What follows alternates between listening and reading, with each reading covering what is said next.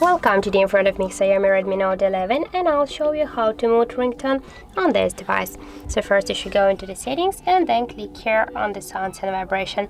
Now we got here ringtone volume panel. Just to mute ringtone on your device you should swipe to the left side this volume panel, and that's it. By this way you can just mute the ringtone volume on your device. Or also we got the second way how we can do that. You just should press on the right side of your device the one from the volume buttons, and here click on these three dots, and by the same way you can also mute your ringtone by swipe this volume panel to the down.